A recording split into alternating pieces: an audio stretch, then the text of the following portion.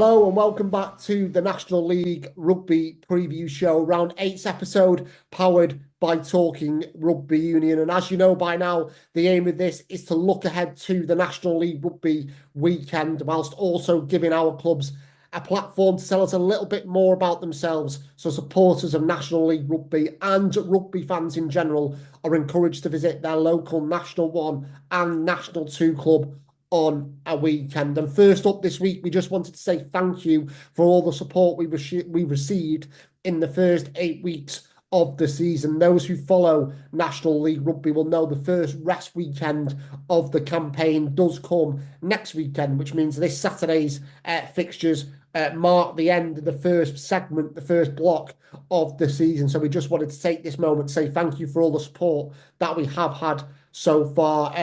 We know there's still work to do. We're taking all the comments and feedback on board, but it has been much appreciated, all the comments, feedback and support we've had, and we will keep looking to improve our output as the season goes on. A big thank you as well to last week's featured clubs on the preview show, Bury St Edmunds and Sheffield. Great to have them involved, and a big thanks to both clubs for their proactiveness in sharing their appearance on the show. Really good stuff went out from Bury, St Edmunds and Sheffield towards the end of last week, and it was a pleasure to work alongside both teams heading into round 7. But for round 8, our featured clubs come from National 2 again, but this time in the north and the west. In the north, we are featuring Tynedale in round 8, and geographically, they are the most northern club across National League Rugby. And on Saturday, they take on Fylde, but there are various different things going on at the club, including their second Women in Sport lunch, which is essentially where women from all sporting backgrounds in the local region come together to socialise, network and enjoy some great food and drink and celebrate being women who love playing and being involved in sport. Now, I know it was a roaring success last year at Tynedale, and it's just another strand of what makes Tynedale such a real hub of the community up in the northeast of England. So it should be a brilliant day at Tynedale Park on Saturday, and the men's first 15 will be hoping to mark that sort of special day that they're having there by securing a first win of the season. But more to come on that later with Director of Rugby Peter Southern, as well as Club President Neil Foster. And over in the west, our focus is on Bournville, who will also be keen for a bit of a buzzing atmosphere at Avery Fields on Saturday when they host Hinckley in a bit of a Midlands derby. Now, Bournville are encouraging members of their own club to bring up 2 new guests to a game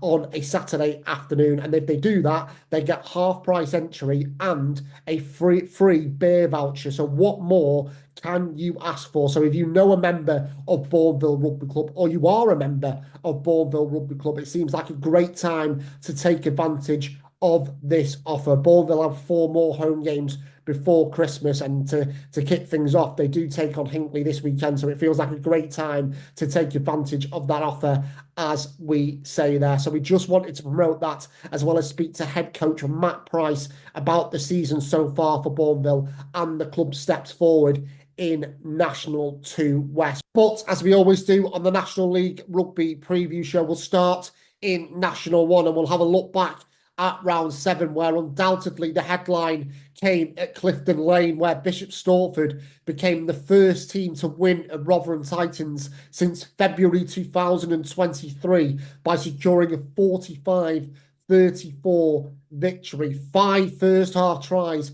were followed by that staunch Stortford defence, which we saw, didn't we, in round 6 against Rams. They also negotiated 3 yellow cards in the second half, but Tom Coleman's side got over the line. The damage very much done in the first 40 minutes, and it's 3 really good weeks now for Bishop Stortford. A really good October, in fact. You know, they started it by winning away at Sedgley Park. They frustrated league leaders Rams and deprived them of a try bonus point. The first team to do that, the only team to do that so far this season, and now they followed that up by beating Rotherham Titans. So it's been a really good month so far for Bishop Stortford. As for Rotherham Titans, it was 19 wins and out for Harvey Billion's side. Couldn't quite make it 20 in a row, but Rotherham will be eager for a reaction this weekend in round 8. There were better fortunes for fellow top 3 side and league leaders Rams, though. In round 7, it sounded like a bruising and feisty contest against 4th placed Birmingham Moseley. Rams clinching the bonus point victory 24-7 in the end on Old Bath Road to make it 7 wins from 7, and a brilliant start to the season for Seb Reynolds' side. Another red card for Birmingham Moseley that didn't help their cause, but Rams too strong for them in the end. And at the bottom, Darlington Moden Park were narrowly beaten 38-34 by Sale FC in their quest for a first win of the season. It turned into quite a back and forth contest up in the northeast. Sale had a man sent off after 56 minutes and ended the game with 13 men, but DMP just couldn't turn the tide in their favour. But in terms of Darlington Moden Park, it was the first points they collected. Those 2 bonus points they picked up, the first points they collected since round 2. So can they build on that now going into round 8? So in terms of the National 1 table then, ahead of this weekend, there's no change in the bottom 3, despite Darlington Moden Park picking up those points we've just mentioned. 11th place Sedgley Park got their first win since round 1 as they defeated an informed Plymouth Albion 41-26 at Park Lane. At the top, Richmond followed Rams with a maximum in round 7 as they beat Leicester Lions 43-12 to remain undefeated, while Rosalind Parker won 4 on the spin now as a first half hat-trick from Joe Lucas-Smith helped them to a 61-24 victory against Dings Crusaders. So let's dive straight into the fixtures then and have a look at the final round of games before the first rest week of the campaign. A battle of 2 sides in the top 4 seeds. Birmingham Moseley host Rotherham Titans, both keen to bounce back after defeats in round 7. A first meeting between these 2 famous old clubs since January 2020. Bishop Stortford versus Richmond, as we said at the top, very good month for Stortford so far. Can they end October with another positive result? But that will be a really tricky task against another top 3 side in unbeaten Richmond. Dings Crusaders versus Darlington Moden Park. The North East visitors head to Bristol looking for their first win of the season. Dings looking for a first win in 4 after a tough run of fixtures. Like Dings, it hasn't been an easy October for Leicester Lions either, and it won't get any easier for them with an informed Rosalind Park visiting the Midlands in round 8. Plymouth Albion versus Rams is certainly one of the standout fixtures in National 1 this weekend. Plymouth 5th in the table and will be looking to bounce back after last week's defeat at Sedgley Park. Rams hoping to win the first block of the season with 8 wins from 8, and what a statement of intent that would be from Seb Reynolds' side. Elsewhere, Sale FC host Esher at Hayward Road, and 7th place Blackheath, who really did accelerate in the second half last week against Esher to secure a 50-27 victory. This time out, they travel to Sedgley Park.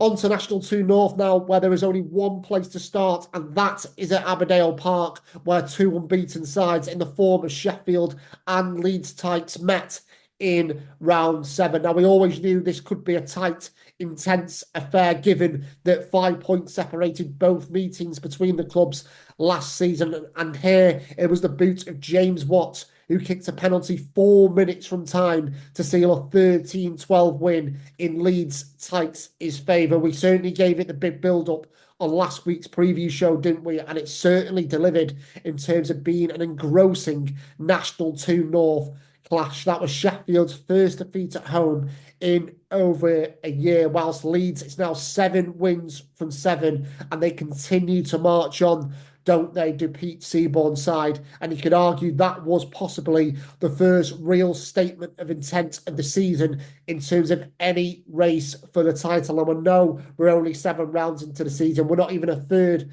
of the way through the campaign yet, but it did feel like a big result at Aberdale Park last Saturday. But Lim will have something to say potentially if you are talking about the fight for top spot in these early rounds of the season, as another ruthless showing from them saw them defeat Otley 53-22. The Leeds top try scorer Nathan Beasley helped himself to a brace in this one as Lim made it 35 points from 35 and 7 wins from 7. So what it means for the table then is Lim, Leeds and Sheffield remain in the top 3, but Lim have nudged themselves to the summit. And just to note as well, Lim host Leeds Tykes on November 9th, which is the first game after the rest week. So that is certainly a fixture to look out for after the first break in the season as we enter November. Elsewhere, Fylde stay fourth after a 4th bonus point win in a row. Things certainly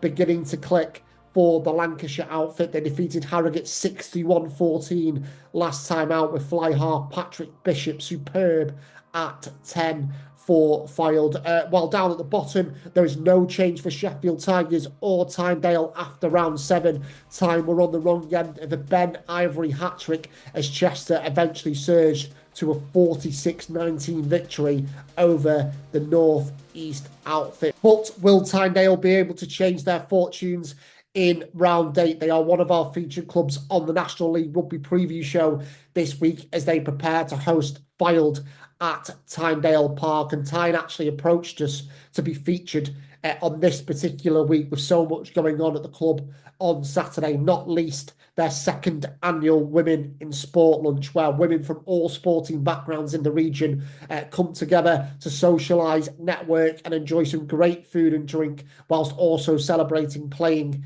and being involved in sport. And I know Tynedale's Vice President, Annie Lees, has put in a tremendous amount of work around this year's lunch, and I believe the event has now been sold out and it is even oversubscribed for this year, which is great to hear. And it really is great work from Tynedale and Annie in particular. And it's not just rugby which is represented at this lunch. You have all different kinds of sports, from cricket, tennis to powerlifting and even equestrian. So it really does add to the community feel that will be there on Saturday at Tynedale Park. And we know Tynedale pride themselves, don't we, on being a hub of the community in the Tyne Valley and in the North East region in general. So we chatted to Director of Rugby Peter Southern as well as Club President Neil Foster to find out a bit more about this, as well as how the club have settled with a new coaching structure in place this season, with former Leicester Tigers and Newcastle Falcons boss Dean Richards,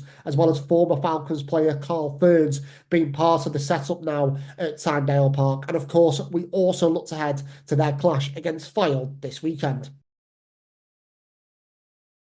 Yeah, we always knew it'd be a difficult start the season, put a new coaching structure in place. And, it's a tight league anyway. So we always thought the first sort of quarter of the season was very tough. We've put what we think is a really good coaching structure in place, and we've still sort of got the core of the side from last year. And I think it's just implementing the new structures. We're quite easy, could have won 2 or 3 of the games. It is going to be a close league and anybody can beat anybody. And it's up to us to work hard, and as a club, not just the coach and set up players, right down to management of all the teams, they're all working in the right direction, which everybody is.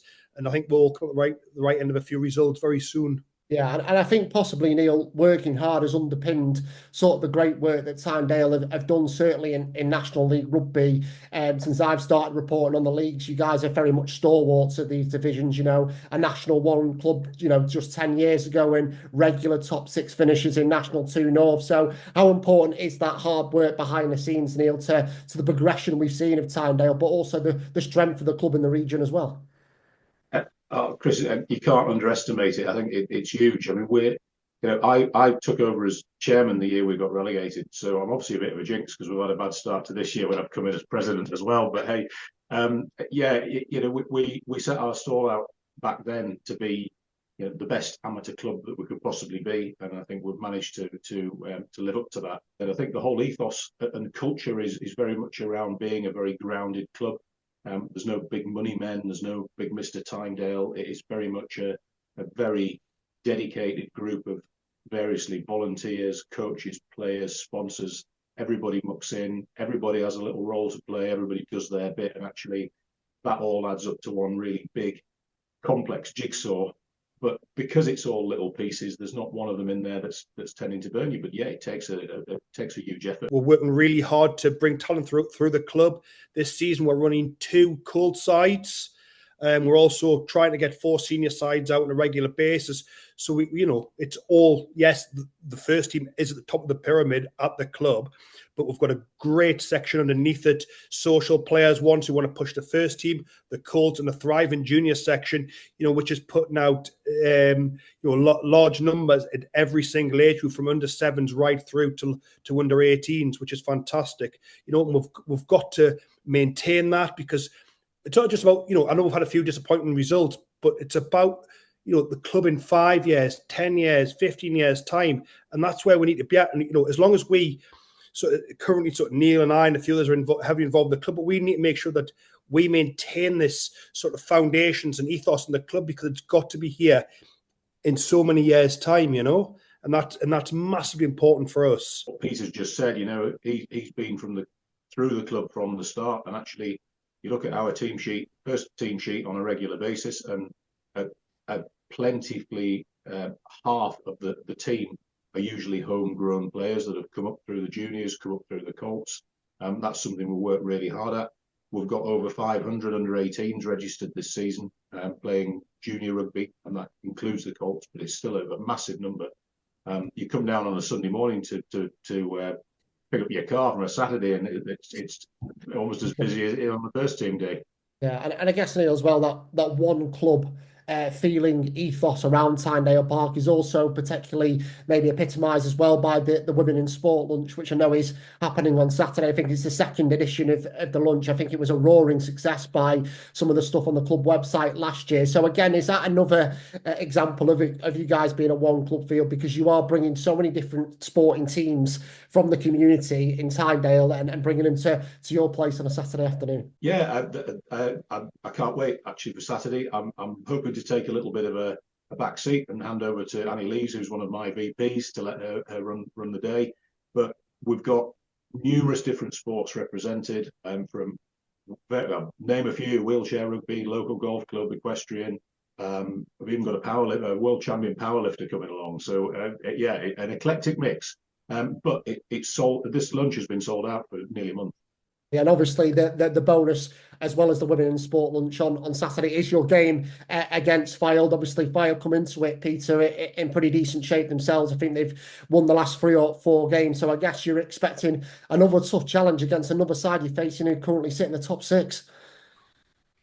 I don't think I've ever played against a poor Fylde side ever. They're always a competitive side. Great relationship between the two clubs. It's a place I loved playing years ago, going down there and them coming up here. So, expect a really tough encounter. But there's no reason why we can't win the fixture either, even though we're sort of poor start to the season. And I'm sure Fylde will not be coming up here expecting an easy game either. And you touched on it at the start, Peter, and I can get Neil's thoughts on it as well. Obviously, there was a bit of change at the end of last season in the summer with a new coaching staff coming in with Dean and Carl now there. And obviously, that is, with any club, difficult to deal with when old personnel leave, new personnel come in. So how was that sort of settled so far, Peter? Because obviously Ben was at the club for sort of like 5-6 years, wasn't he?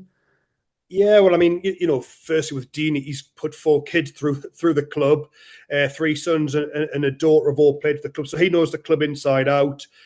Carl's sort of quite new at coaching, and he's thrown his heart and soul into it, and he's been fantastic. Had a great rapport with the players. We've also got Bill Laidler, who's from Austin Friars School, who's been fantastic as well, and also Louis Brown, who is a current player at the Falcons. And Tom Wilkinson, who's been with us for, I think, something like, 10 years, 7, 8 years, maybe possibly longer, And he's been, he's been there, so it gives that little bit of stability as well. In fact, he's been here since 2015. I better not get it wrong, that, because he'll tell us off. I was about to put you right on that. Yeah, it was 2015 was his first season when he came in. Yeah, but and great guys. I get a lot of good, positive feedback from the players, not just the first team, but the senior guys that train week in, week out, and they've all got good things to say, and for very different reasons about that coaching group. So I think what Peter's pulled together in terms of a balance there with different skill sets is a fantastic achievement, and it'll pay us back. Finally, guys, I had a question for both of you to finish off with. I know we touched on kind of the tough start in terms of the results for Tynedale, but how much would a home win mean on Saturday against Fylde before the break? Because, you know, looking at the fixtures, Peter, before, as I said just in the previous question, you guys after this weekend would have played all of the top six, I think, already. And then you've got a really interesting chunk of fixtures in the lead up to Christmas. So I guess victory on Saturday would give you a really nice platform going into that second chunk of the season, if you like. Yeah, I think for getting the first win, I think I would love to see us win for the coaches more than anything. They put so much hard work and effort into what they're trying to do. All the new methods are trying to get drilled into the players, you know. So I think for them, it would be fantastic. And yeah, I'd echo that, Chris. I'd be delighted. I mean, particularly with what we expect to be a bumper and partisan crowd on Saturday.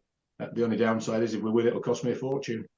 Yeah. Well, don't worry, Neil. If we win, Neil, I'll help you out with the bar tab. Thanks, Peter. That's on record now, Peter. So there's no getting out of it. Hey, I don't care.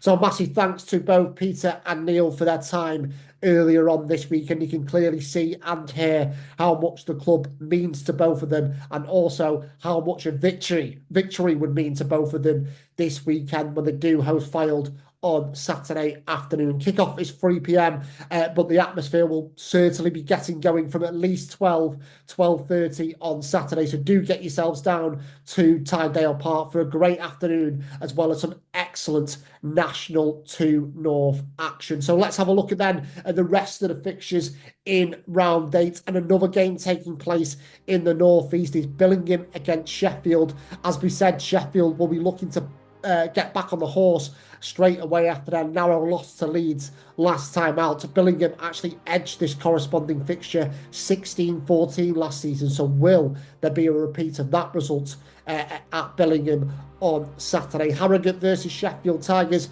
feels like a really big game, with the rest week coming next week. Two of the bottom three sides in National 2 North. Harrogate aiming for back-to-back home wins, whilst the Tigers are looking to register their first victory.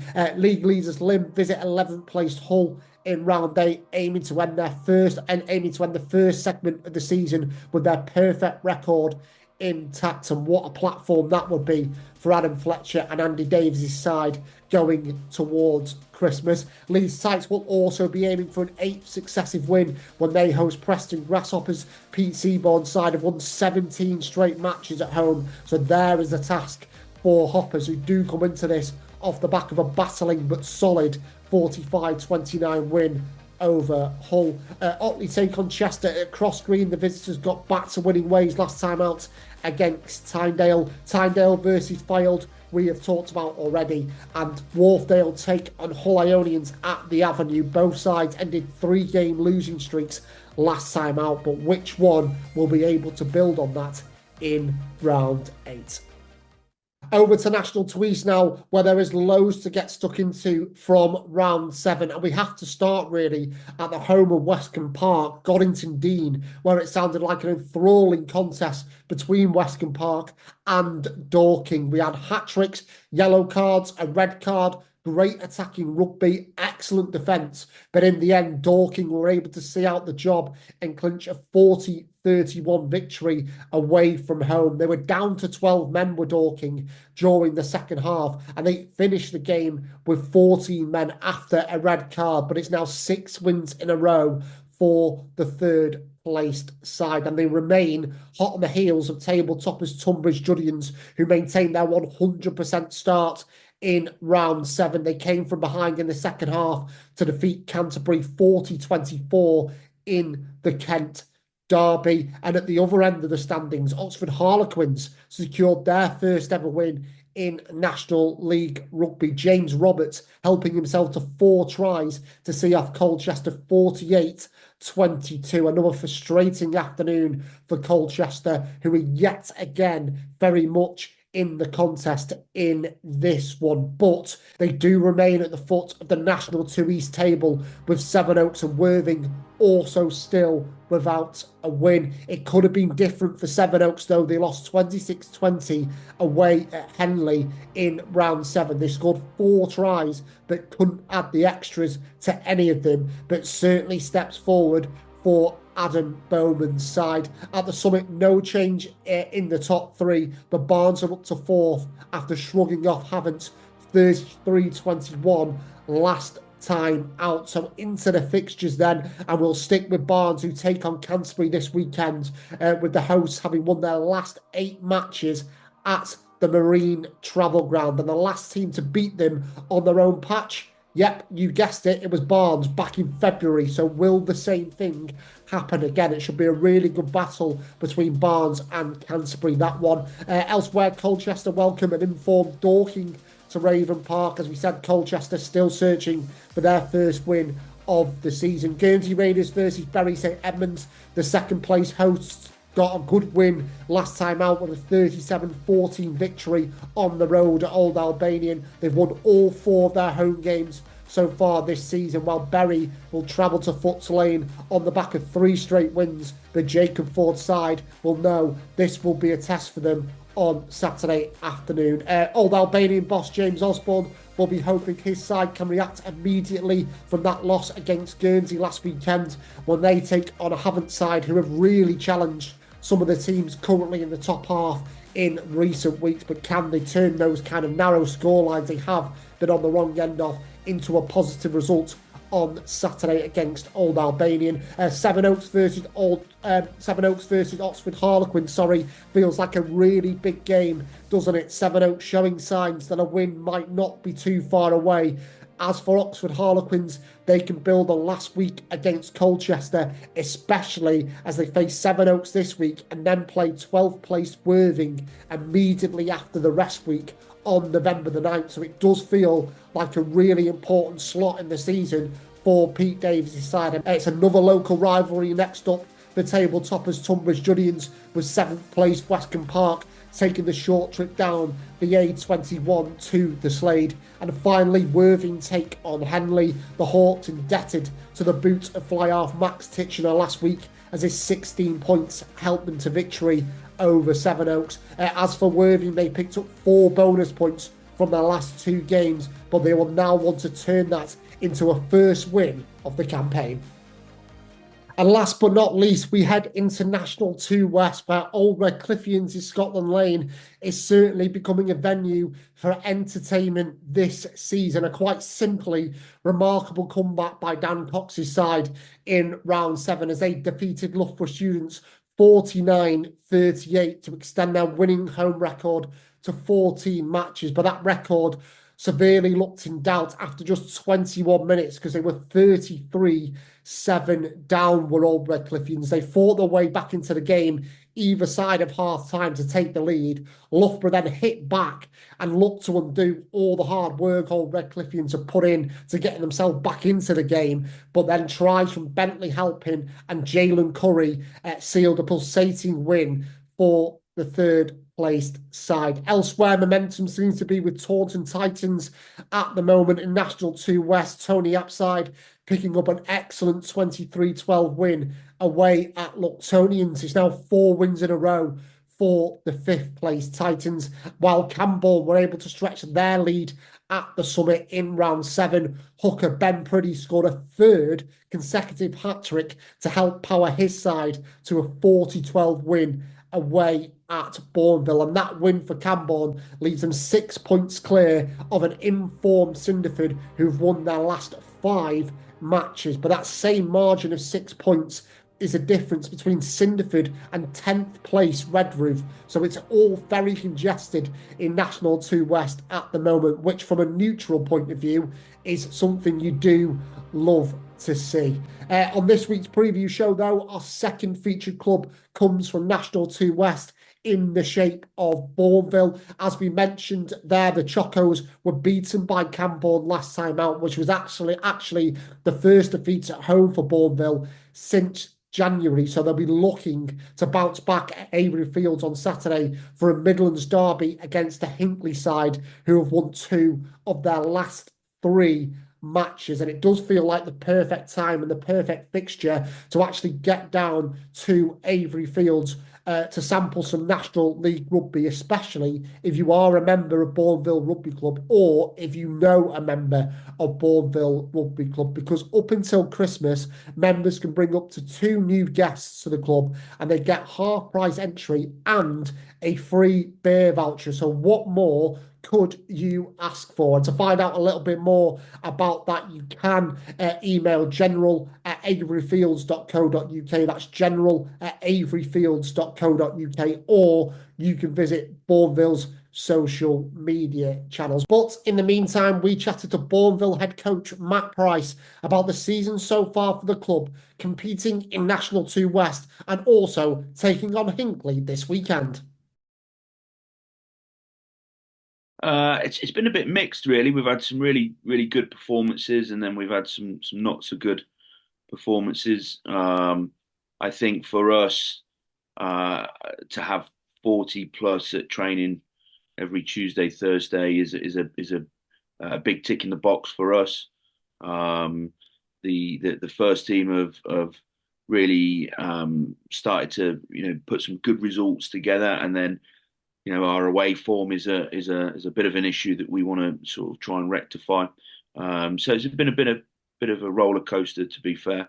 But we've targeted that middle bracket of the league and almost top 6 as well. If we can squeak into that, that would be a great progression for us. But the other area as well is when I first came in, I wanted to create an environment where players wanted to be and to enjoy their training, enjoy their rugby, and wouldn't go down the road somewhere else for something a little bit different. So I think we've got that, and we've got to try and create environments where people want to actually come down and be involved and play and participate. So we're looking at ways to do that in terms of how we train, in terms of timings. I know as an ex-player, I'd never wanted to be out there training at 8:45 at night. So we try and look after that. We have mixed grill Thursdays, and there's lots of things I know that clubs do up and down the country to, make it an environment that we're pulling people away from their families at the end of the day. So we've got to make it an enjoyable space. And how have you guys sort of managed, being in the West then, Matt, over the last couple of seasons? Because we've seen that kind of progression, certainly towards the end of the last season for you guys, where you were nowhere near relegation trouble. The brilliant home form was kind of a bit of a cornerstone to that. So how have you been able to evolve as a side over the last 2 years to meet the adaptations and the challenges the division has brought? Yeah, I think we've evolved from having a side where we would attack from anywhere and try and score 47 points if you scored 46. We've evolved from that to try and shore up our defence, which we did do a little bit. Still some way to go, but we are an attacking side. We like to play with ball in hand. I'm a coach that firmly believes you've got to have multiple options at the game line, and ask defenders a lot of questions in terms of whether I'm going to carry, tip, pull it out the back, whatever. So yeah, that's what we try and do. We try and play at a high pace. And I mean, we've seen that more often than not, Matt, certainly at Avery Fields over the last sort of 12 months or so. Some of the tries you guys have been able to score have been, pretty spectacular. And so does that kind of, style of rugby, brand of rugby go hand in hand with you guys playing at home? I know you have an artificial surface at Avery Fields. So does that go hand in hand with the philosophy you talked about there? It's an artificial surface is a lot cleaner. It's smooth. It's you can move on it pretty quick. I always say an artificial pitch is a bit like going on a stag do. You feel great when you're on it and you're buzzing around and what have you, and then for the next 2 days you might be crying in your shower. So it's a lovely place to play. We've got great facilities, and it helps us throw the ball around a little bit and try a little bit more than it would be if it was a little bit grass muddy pitch. We seem to be really confident at home, and it's that comfort blanket, isn't it, of being at home. What we have to do as a group is is turn that round away from home and make that, it's still a pitch to go out and play on and go and express ourselves and, ask the defenders and opposition questions of, in our attack and so on. So that's the challenge for us over the next, few weeks after the break. But we're not looking any further than Hinckley this weekend. We know what they'll bring. Their league position doesn't tell anybody about what they are as a club and their quality of players. So it's going to be a good old battle on Saturday up front and in the backs. What we're trying to do at the moment is not concentrate too much on opposition and concentrate on ourselves. If we can get good set piece ball and get stuck into them, then it's going to be a decent game. And we back ourselves at home as most teams do in this league. So it'll be a fun Saturday afternoon, I'm sure. Yeah, it sure will be a fun Saturday afternoon, especially with the brand of rugby that Matt said Bournville are looking to play, continuing to play. And something that we noticed as well, just to finish off with last week, Bournville put out a social media post encouraging people to get down to Avery Fields to watch their home games this season. In particular, the remaining 4 home games they now have before Christmas. So if you are a member of Bournville Rugby Club, and Matt will correct me if I'm wrong here, but you can bring up to 2 new guests to the club and get half price entry as well as a free beer voucher. Now that for me seems like an absolute no-brainer. Free beer voucher, always going to be getting down there. But just on a serious note, Matt, how important is it for clubs like yourselves to be proactive in this space, to get people down on a Saturday afternoon to watch National 2 rugby? Because I know you said before we hit record, there are so many different options on a Saturday. It's crucial. Clubs, can't survive without members, without volunteers, without people coming through the gate to watch the rugby, and putting a tenner behind the bar for a burger and a beer. It's crucial. If we don't have that in our clubs, then we're not going to have many clubs in the future, which would be a massive shame. So we've got to look at how we engage more people around the communities to come down and enjoy a day out, and that's what Bournville's trying to do. We've got great facilities at Avery Fields, and we've got some good beer behind the bar and some good food. So hopefully there'll be some good rugby to match it.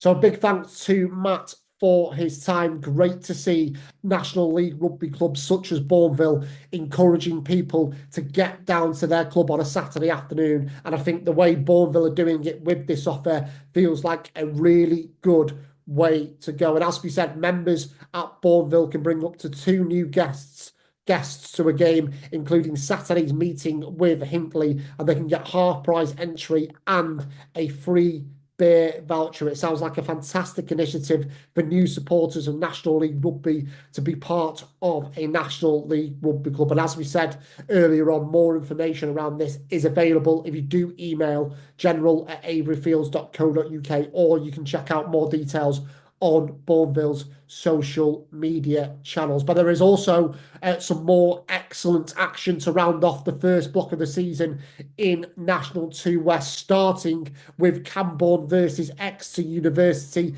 As we said, a very talented Camborne side out in front at the moment, and they welcome Exeter University to Crane Park. Exeter were actually beaten 37-33 at home by Hornets last time out, who host Old Redcliffians in round 8. Hornets have won 3 of the last 4 games and did run tabletoppers Camborne very close a few weeks ago, so it won't be an easy afternoon for Old Reds. Loughborough Students versus Luctonians, the hosts yet to win in October after such a strong start to the season, while 4th place Luctonians have lost their last 2 matches. So which of these top 6 sides can enter November in better spirits? Macclesfield versus Devonport Services, the 2 new clubs who were promoted into this division, meet in Cheshire. 9 and Max, 11 points this season, have come at home, so they'll be wanting to add that against a winless Devonport Services. Red Roof take on Clifton. The visitors perhaps produce their best performance of the season in round 7 as they dispatch Macclesfield 52-17, and a real standout game to finish off as Taunton take on Cinderford. The 2 sides that came down from National 1 are certainly clicking into gear, aren't they? 5 wins in a row for Significant, 4 for Taunton. So which one can continue their excellent form on Saturday?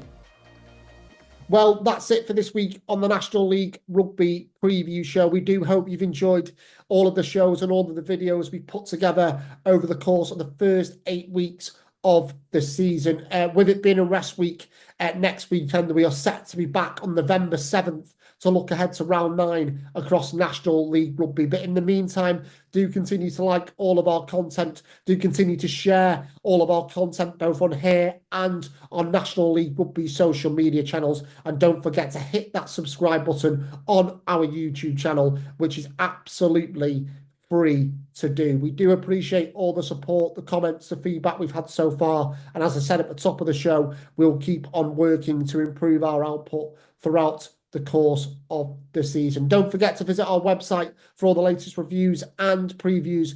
Plus, it is still the fastest way to find out all the results on a Saturday afternoon from National 1 and National 2. You can also visit talkingrugbyunion.co.uk to find out more news and interviews from National League Rugby, as well as a wide range of articles from the international game right the way down the rugby pyramid. But as I said, that is it for this week on the National League Rugby Preview Show. Thanks so much for watching as usual, and do enjoy your National League Rugby weekend.